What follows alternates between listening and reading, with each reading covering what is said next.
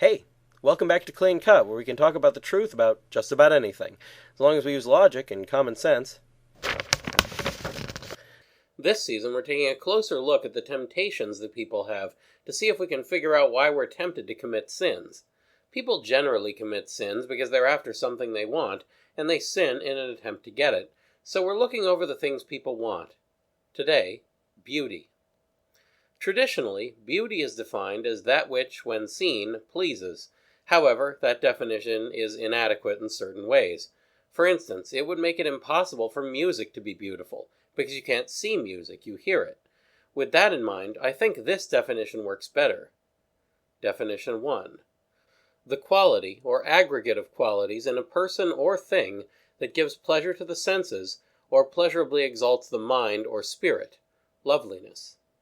Before getting into the dangers of a temptation towards beauty, it's helpful to go into some further details on it. First, this definition establishes a thing as beautiful on the basis that it gives pleasure to the senses, or exalts the mind or spirit in a pleasurable way. This would mean that something like a well-performed symphony would qualify if it exalts the mind or spirit in a pleasurable way, or if it's pleasurable to listen to. This also means that there would be many things, or even people, whose beauty would exist in an absolute sense, but not be recognizable by many. For instance, a rainy day might be a pleasurable sense experience to Joe, but not to Margaret. Because the rainy day gives pleasure to the senses of Joe, it therefore fits the definition of beauty, even if Margaret doesn't agree with him, and can't see what makes rainy days beautiful. Likewise, if Joe finds classical music pleasurable, and Margaret finds heavy metal pleasurable, both styles of music would be beautiful, due to giving pleasure to the senses of at least one of them, even though neither of them appreciates both. This is not how most people see the concept of beauty, but it is the conclusion most consistent with the definition of beauty that we've seen. Because of this, it becomes necessary to ask what it even means to desire beauty, since by this understanding, anything that anyone finds pleasurable is beauty and therefore qualifies. However, when any individual person desires beauty, they don't desire it as an abstract concept, or as an all-encompassing category of things that some person somewhere finds pleasurable. They only think of beauty in relation to the things that they personally find pleasurable. Therefore, their desire is not for beauty in an absolute sense, but only for some things that are beautiful, the things which they personally appreciate. Margaret doesn't desire the beauty of a rainy day because she can't appreciate its beauty. Therefore, if Margaret were to desire a rainy day at all, it wouldn't be a desire for beauty. So the desire for beauty can best be understood as a desire to have, witness, or be what most conforms to things that you personally find pleasurable. People can have this desire for many reasons. Some believe that having beauty will increase their ability to accomplish certain goals, like getting a promotion or impressing their date. Many just feel better when they like the way they look, and for some, looking beautiful is also a source of pleasure in other ways. The sight of something that people think is beautiful, like flowers or artwork, can help to make a person feel better in difficult times. Now, while obsessions with pleasure and sloth can lead to lots of wasted time and resources, an obsession with beauty can lead to even more. Beauty-obsessed people can, in cases where their own beauty is what they're obsessed with, make many purchases and waste large amounts of time, which they don't need to, because they're concerned about maintaining their appearance.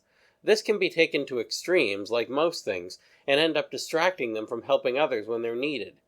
If the beauty they're concerned with is in the things they surround themselves with, they can be just as distracted, making sure everything is positioned right where they want it, without a speck of dust or dirt on it.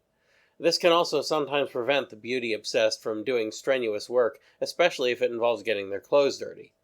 However, the greater danger with beauty-obsessed people is that, by obsessing over beauty, they start to think of beauty as more important than it is. If they succeed in accomplishing their beauty-related goals, this can lead to the vice of pride, causing them to think they're better than other people. If they fail, it can lead to depression and despair. Either condition can cause the person to stagnate or regress spiritually, and in both cases the reaction is totally unjustified.